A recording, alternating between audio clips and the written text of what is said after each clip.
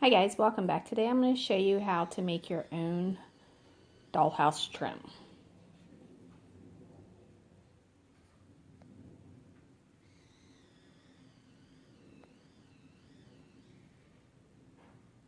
You notice that it's rounded right here.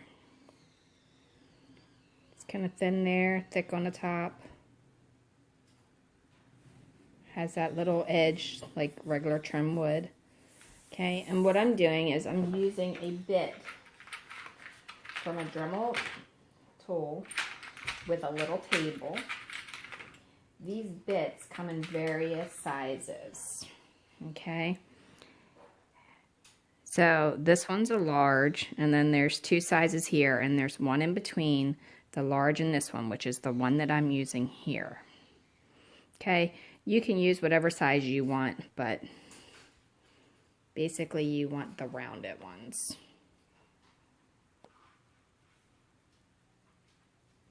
Okay, don't mistake these for that kind. That's going to give you a flat edge completely. So if you put something like this on there, you are definitely not going to get that little round curve that you need for molding. Okay, and like I said, the bits come in all different shapes and sizes, and you can order them online or you can go to your local hardware store. They should sell them, and I'm using the actual Dremel. Now, in order to make this, I went and got some balsa wood.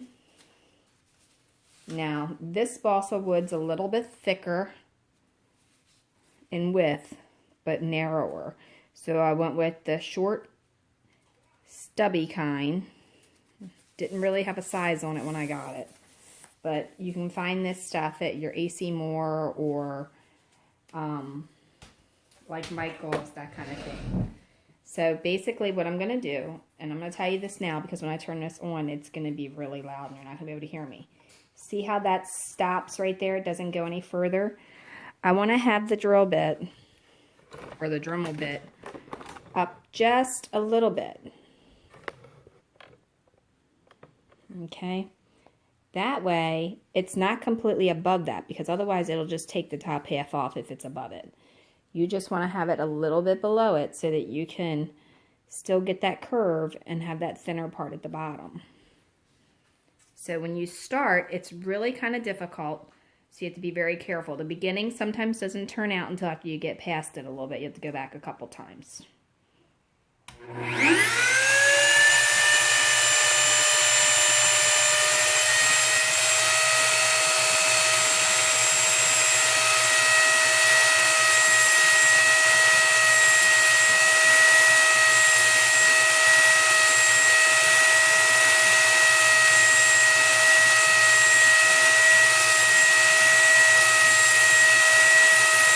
Make sure you're going very slow and keep it pressed up against here at all times. Use your finger as a guide or clip a piece of wood on here to keep it from moving.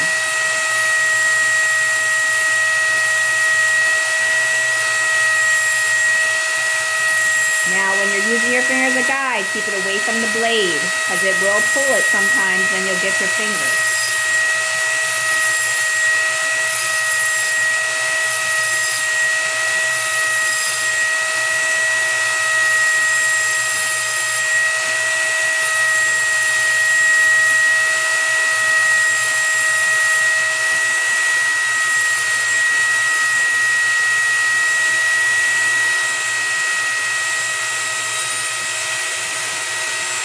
Okay. Now once you've done that, you just need to pull off the excess. It's going to be very dusty. And this stuff will stray like fabric. So you just got to pull off that excess lightly. I just kind of take my finger across it and get the excess of it off. But see how it's just kind of got like that little swirly piece hanging there? You just want to get all that off. And then lightly take a thin piece of sandpaper to it. Nothing anything major. Just a small piece of sandpaper. Now, if you don't like your depth, you can always change the blade or the bit out. And you can use whichever one you would like. But I like this one. I think it gives it more of a miniature feel and a miniature look. And again, you just want to kind of sand that down right there. The finest grit sandpaper is probably the best for this.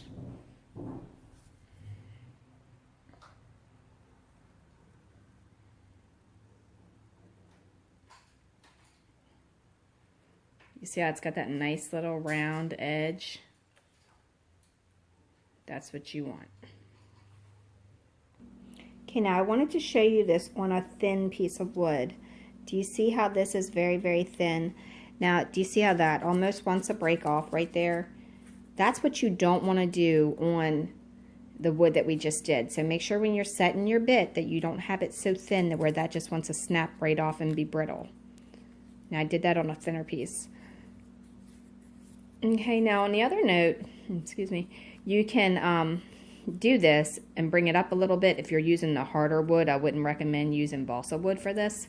If you want to decorate your molding and you want to have the wider molding with just a little lip on it, you can do that and just have it not so deep.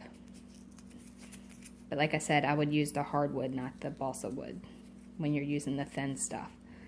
Now for the thin stuff on the one that we just did, that's fine because it's thicker. Like, not thin, but the narrower kind. If you look at the difference, I'll try to hold them side by side so you can see. Do you see the difference in the thickness there? It's a big difference. Let's see. It's wider and thinner. This is a little bit narrower and thicker, so this is what you want.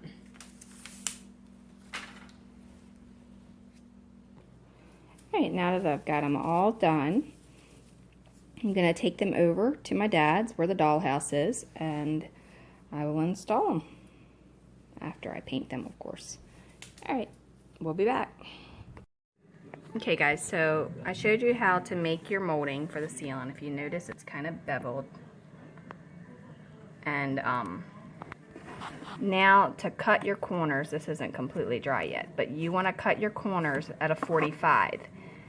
If you're going this way, the corner inward has to be facing in like this. If you're going outward, it needs to be facing the opposite direction. So you should see it kind of like that way. And you want to measure it and glue it and then miter it. You might have to put a tiny bit of wood filler in there if you have to. But that's basically what it'll end up looking like. Alright, well, thanks for watching. And follow Dollhouse Miniature Madness and Tutorials on Facebook for more DIY.